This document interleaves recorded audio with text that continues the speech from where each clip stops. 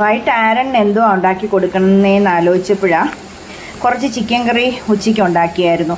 അപ്പോൾ ഞാൻ ഓർത്തു കുറച്ച് കൈമ റൈസ് ഒരു ഗ്ലാസ് എടുത്ത് വേവിച്ചിട്ട് ഒരു കുഞ്ഞ് ഫ്രൈഡ് റൈസ് പോലെ അങ്ങ് ആക്കി കൊടുക്കാം, ആരൻ കഴിച്ചോളുമല്ലോ.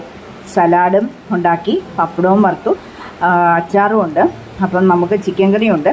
എന്നാൽ ഇന്ന് ഫ്രൈഡ് റൈസ് ഒരു ഗ്ലാസ് അരി എടുത്ത് കൈമ എടുത്ത് വേവിച്ച് ഇങ്ങനെ ഉണ്ടാക്കാമെന്ന് വിചാരിച്ചു. ഇതാ സവാളയും മല്ലിയിലയും കൂടി നെയ്ക്കകത്ത് വഴറ്റുക. നട്ട്സും മുന്തിരിയും നേരത്തെ വറുത്ത് വെച്ചു.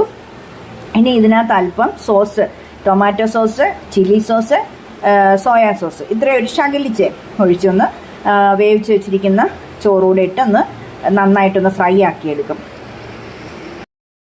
ഫ്രൈഡ് റൈസ് കൊള്ളാം, ഫ്രൈഡ് റൈസ് ഉണ്ടാക്കിയ പാത്രം കൊള്ളത്തില്ലെന്ന് പറഞ്ഞാൽ ഒന്നും എനിക്ക് പറയാൻ പറ്റത്തില്ല. കാരണം ഉച്ചയ്ക്ക് മുട്ട പൊരിക്കാൻ വേണ്ടി ഞാൻ എടുത്ത് വെച്ചിരുന്നതാണേ.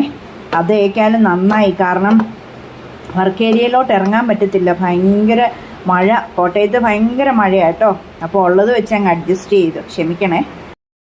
ഇതാ നമ്മളുടെ ഫ്രൈഡ് റൈസ് കഴിക്കട്ടെ.